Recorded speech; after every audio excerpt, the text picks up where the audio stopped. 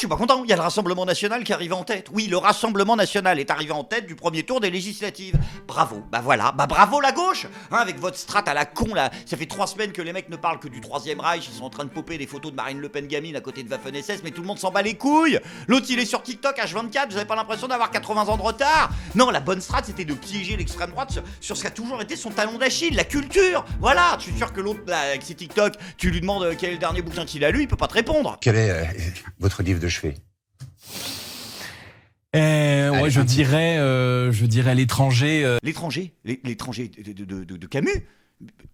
Albert ou Renaud? Attends, j'ai rien compris. Ok, d'accord, autant pour moi, les mecs qui. Bah non, bah je suis désolé, là pour le coup, ok, je suis agréablement surpris. Hein. En plus, c'est un bon bouquin, donc. Enfin, ça, je me souviens plus d'ailleurs, j'avais lu ça au lycée. C'est quoi l'histoire déjà? Hein? C'est un blanc qui tue un arabe?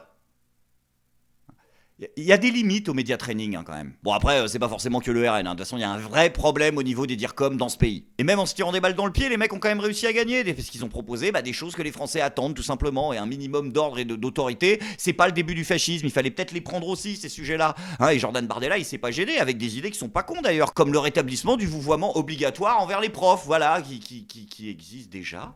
Mais non mais ça existe déjà Jordan, je comprends pas. Tout le monde vous voit déjà son prof en France, à part les racailles. Et notre président. C'est vrai. Ah bah non, mais du coup, c'est la même chose. Donc je suis désolé, la gauche et le centre, mais au bout d'un moment, faut accepter. Voilà, c'est la démocratie. Ça s'appelle comme ça. Donc au bout d'un moment, le peuple a parlé. Voilà, je veux dire, les gens sont totalement capables d'avoir un avis éclairé.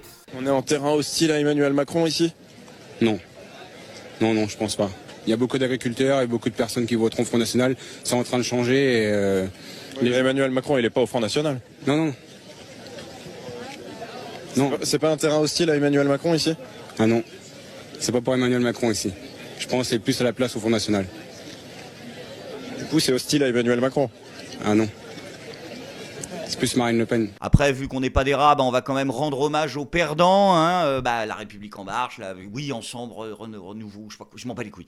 Donc voilà, qui sont troisième, hein, malheureusement. Grosse déception. Ils ont tout tenté, putain. Gabriel Attal, dans les derniers jours, à 24 heures de la fin, putain, la baraque brûle. Référendum. Il a tenté comme ça, au hasard. Oui, il a promis, Gabriel Attal, un référendum, peut-être chaque année, sur un sujet d'importance pour les Français. C'est-à-dire que c'est le max quoi, que tu peux faire. C'est-à-dire que la baraque est en flammes, genre les barbares sont aux portes, et peut-être une fois par an on vous écoute. Peut-être une fois, sur un truc qu'on a choisi. Oh, putain, qu'est-ce que je viens de faire? Non, c'est vrai. Ouh, c'est compliqué, c'est pas suffisant, Gabriel, parce que les gens n'y croient pas. Ben non, mais bien évidemment. Enfin, attention, hein, moi je vous crois totalement que vous êtes capable d'organiser un référendum. Après, de là à le respecter. Et puis le problème, c'est que vous concernant spécifiquement, il y a comme une impression qu'on nous aurait peut-être déjà fait le coup. Et ce que je souhaite, c'est que, dans le cadre de notre réforme constitutionnelle, nous puissions aller plus loin sur le référendum d'initiative partagée. Après, faut pas déprimer, Gabi, c'était quand même pas mal ces élections. Je veux dire, oui, ça reste une belle aventure humaine, avec des belles rencontres. Je lui ai dit, papa, je suis tombé amoureux d'un garçon.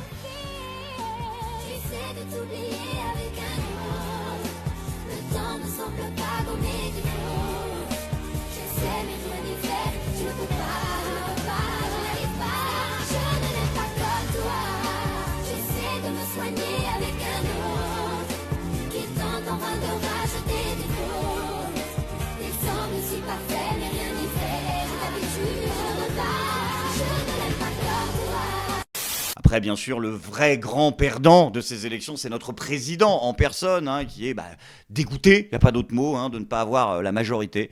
Brigitte pourra le consoler, ce sera pas la première fois. Et puis, il y a les numéros 2, hein, le nouveau Front Populaire, numéro 2, mais de pas grand-chose, et je pense sincèrement que tout est possible sur le second tour. Faut juste vraiment y aller à fond et continuer sur la lancée, la strate que vous aviez, genre, les derniers jours.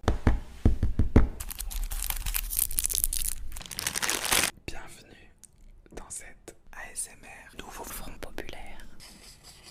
Augmentation du SMIC à 1 600 €. Blocage des prix des produits de première nécessité. Adopter un moratoire Sur les méga bassines. Augmentation des APL de 10%. Supprimer Parcoursup. Et ouvrir de nouvelles places à l'université. Arrêter le SNU. Obtenir un cessez-le-feu immédiat à Gaza et reconnaître l'État de Palestine. Rétablir l'ISF avec un volet climatique renforcé. Créer un congé menstruel. Abolir la taxe 30% sur les tarifs de l'électricité. Égalité salariale entre les femmes et les hommes. Oh putain, l'angoisse. Les mecs, ils ont découvert à 48 heures de la fin du truc que Bardella, il avait installé TikTok. Du coup, ils ont tenté de s'y mettre. Oui, mais c'est trop tard. C'est trop tard et c'est pas assez. Il fallait attaquer direct le OnlyFans de Mathilde Panot, histoire d'attirer les curieux. En plus, il n'y a pas Méluche dans le truc, donc ça n'a aucun sens. C'est vrai que bon, vous voulez pas forcément trop tout le temps le mettre en avant. Et il y en a 2-3 qui, dans l'équipe, qui font leur truc de leur côté. Mais attendez.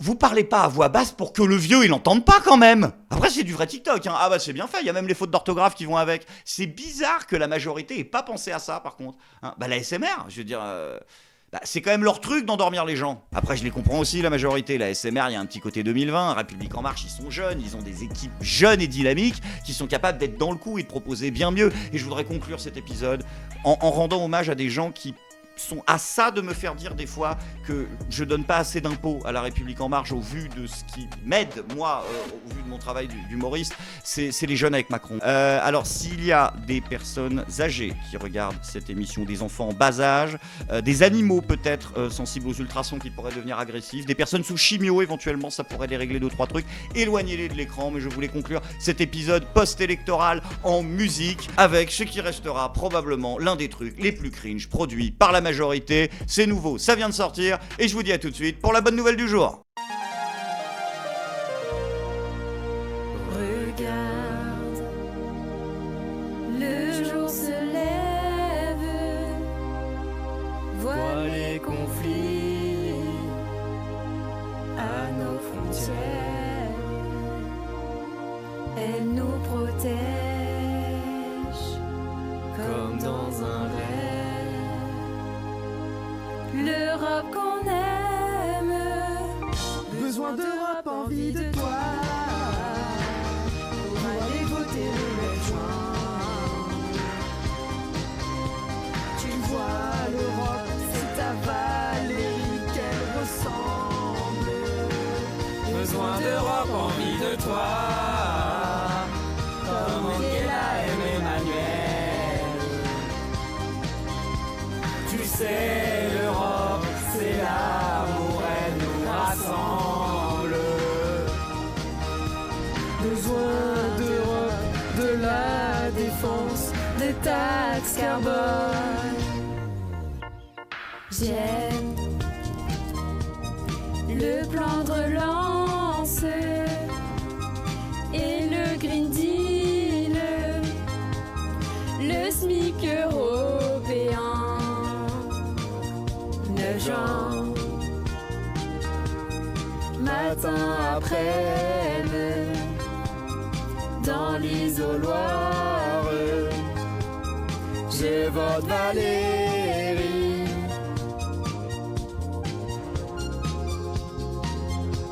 Sans transition les amis, c'est maintenant le moment de la bonne nouvelle du jour. Vous le savez, il existe sur la planète un autre grand pays de la démocratie. J'ai bien évidemment nommé les États-Unis d'Amérique. Enfin, faites pas semblant, qui eux aussi en ce moment ont des élections presidential. Et c'est le moment outre-Atlantique des débats entre Joe Biden et Donald Trump. Hein, bien évidemment, le duel est... Non, pas du tout, le duel n'est pas serré. Il faut le changer, Pépé. $35, which I was calling for, won voluntarily.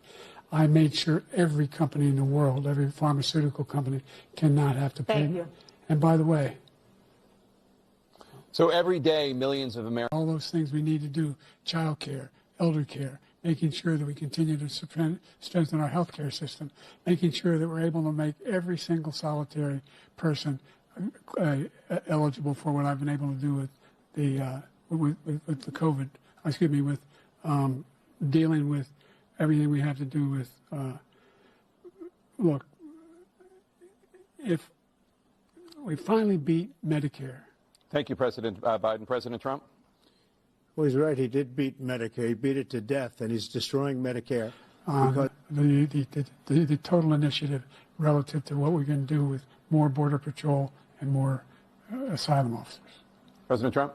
I really don't know what he said at the end of that sentence. I don't think he knows what he said either. Look. Non mais là ça va plus, ça va plus. À la limite, ne le faites pas parler.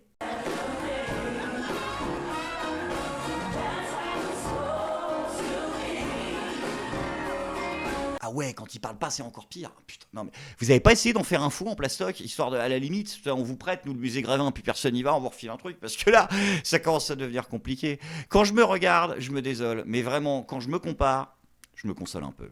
Je suis pas content.